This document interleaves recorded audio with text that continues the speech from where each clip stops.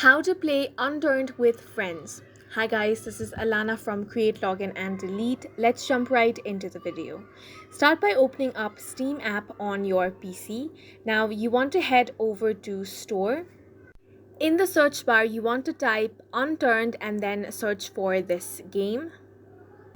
If you have not downloaded, then you first have to download this game and then get it installed, which is going to take some time. So you want to click on the play game option at the bottom and then wait for some time until this game is installed.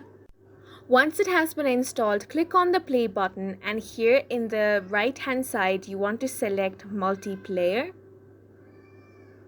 Now wait for some time until the game loads. Now from here, scroll down and you will find the View on Workshop button. So you simply want to click on this option and a new tab is going to open up. In that tab, you're going to find the Add Friend button. You can click on it and then add your friends from there to play multiplayer in Unturned. And that is how you can play Unturned with friends. We hope you guys found this video helpful. Please make sure to hit the like button and subscribe for more helpful tutorials.